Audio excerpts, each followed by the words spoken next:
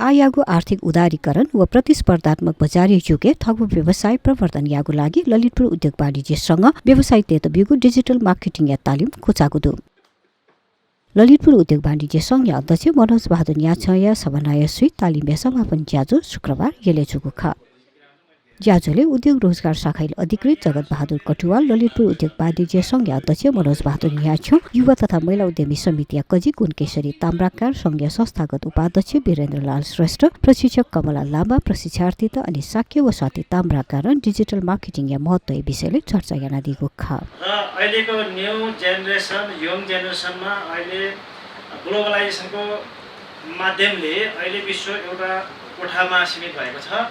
त्यसकारणले यति यङ जेनेरेसनले चाहिँ अब डिजिटल मार्केटिङमा यहाँको ठुलो योगदान रहनेछ र हाम्रो ललितपुर महानगरपालिकाले आर्थिक सहयोगमा थोरै रकमले मात्रै हामीले यहाँहरूलाई उपलब्ध गराए तापनि तर यसको उपलब्धि धेरै मैले देखेको छु र आउँदा दिनहरूमा पनि हाम्रो उद्योग तथा सहकारी शाखाले के कति गर्न सक्छ उद्यमी भोलि यो उद्योगबाट दिएको तालिमले यहाँहरू धेरै त यहाँको उद्योगी व्यवसायी नै हुनुहुन्छ।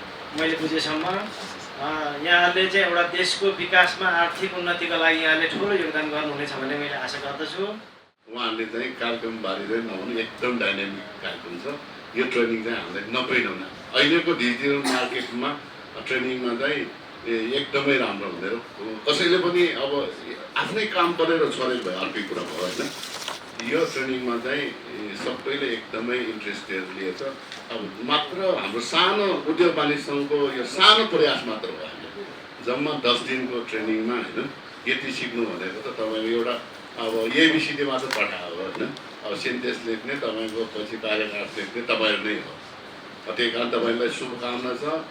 अझै पनि अब 10 दिनको ट्रेनिङमा त यति मैले सुनेअनुसार धेरै राम्रो छ भन्ने छ होइन। अब त्यसको फुल बिल चाहिँ हिँड्नु पऱ्यो। ललितपुर उद्योग वाणिज्यको प्रयास हो यो। हाम्रो महानगरपालिकाको सहयोगले यो कार्यक्रम भएको। त्यही भएर महानगरपालिकाबाट यस्तै कार्यक्रम हामी ललितपुर उद्योग वाणिज्य र महानगरपालिका मिलेर थुप्रै यस्तै कार्यक्रम पनि गर्ने नै छौँ। उद्योगी तथा व्यवसायीहरूको लागि हामीले टाइममा यो आवश्यकता अनुसार तालिमहरू प्रदान गर्दै आइरहेको यहाँहरूलाई जानकारी नै छ। समय सान्दर्भिक अनुसार हामीले उद्योगी व्यवसायीहरूलाई कस्तो खालको तालिम चाहिन्छ त्यो अनुसार चाहिँ हामीले यो उद्योग वाणिज्य सङ्घले यो तालिमलाई मध्यनजर गर्दै अहिलेको समयमा डिजिटल मार्केटिङ एउटा एकदम आवश्यकता ठानेर नै आज यो कार्यक्रमको समापन हुँदैछ। यो कार्यक्रममा 10 दिनमा मैले पनि अलि सहभागिता जनाएको थिएँ। अहिलेको परम्परागत ट्रेडिसनल मार्केटिङलाई अझ राम्रोसँग अगाडि बढाउनलाई यो डिजिटल मार्केटिङ चाहिँ अहिलेको एउटा समयअनुसारको आवश्यकता हो भन्ने कुरा पनि यो ट्रेनिङबाट चाहिँ जानकारी पाएँ। सबै नयाँ नयाँ युवाहरू छ जोस जागृत केही गरौँ कि भन्ने जोसले यहाँ अहिले यहाँको भविष्य मैले उज्जवल देखेको छु। विशेष गरिकन मैले भन्नलाई चाहेको थियो आजकल जमानै डिजिटल भइसक्यो। आज हरेक कुरामा सानो या ठुलो भए पनि डिजिटलमा कति सजिलो के भन्ने कुरा अहिले यहाँले हामी पनि 2-4वटा डिजिटलमै हामी काम गर्छौँ। जस्तै अब घर जानु पऱ्यो पठाउने जस्तो डिजिटलै भयो। केही सामान के हो कसो प्राइस म त बजार जान अगाडि दराजमा म चेक गर्छु कुन सामान कहाँ पाइन्छ कति रुपियाँ भनेर। अब 18 छैन भने बजारमा जाने नभए डिजिटलमा यो दराजमै। म आफैले डे 1 देखि चाहिँ के भन्छु भने भोलि फेरि फर्केर गएर मैले कुनै पनि संस्थाको एउटा लिडरको रूपमा चाहिँ हायर गर्ने बेलामा या तपाईँको इन्टरभ्युजहरू लिने बेलामा जहिले पनि मान्छे राम्रो एकाडेमिकली एकदमै साउन्ड तर स्किल ग्याप चाहिँ जहिले पनि हुन्छ भनेर मैले डे 1मा पनि भनेको थिएँ। यहाँ चाहिँ यो 10 डेजको ट्रेनिङमा मैले अरू ठाउँमा दिएको ट्रेनिङहरू भन्दा चाहिँ के फरक पाएँ भने आफैले व्यवसाय गरिसकेको मान्छेहरूलाई चाहिँ केही कुरा थाहा छैन या थाहा अलरेडी छ भने पनि मैले कसरी डेभलप गर्न सक्छु भनेर एउटा सेल्फ इनिसिएसन चाहिँ एकदमै स्ट्रङ पाएँ कि यहाँनिर।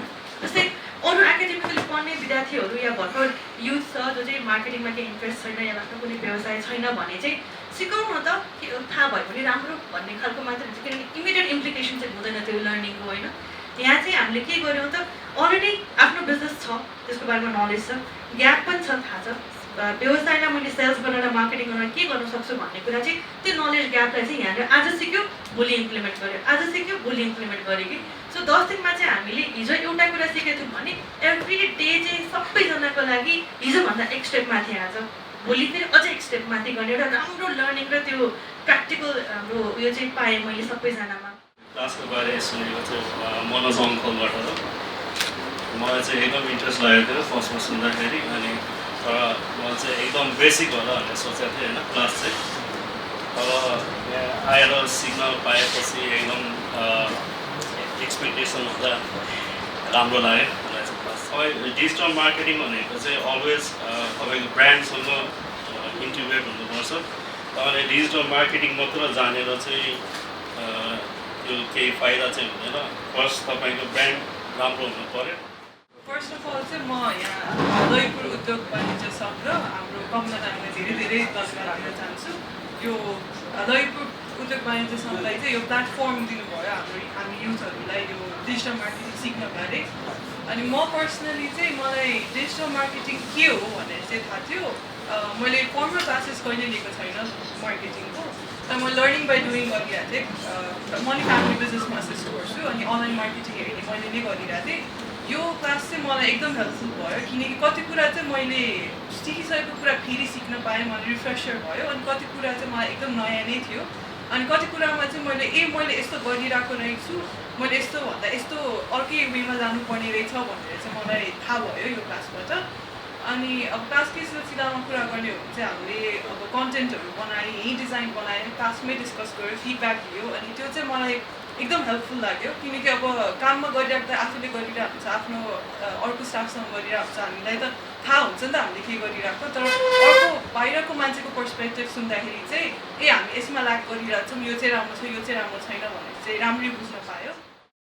वंगु असार 6 गतेदेखि 15 गते तक जुको तालिमे सुई छमेसिया बोतिकागु खासा समापन ज्याजोले तालिमे बोतिका पिन्त दसी पौल लागु ख।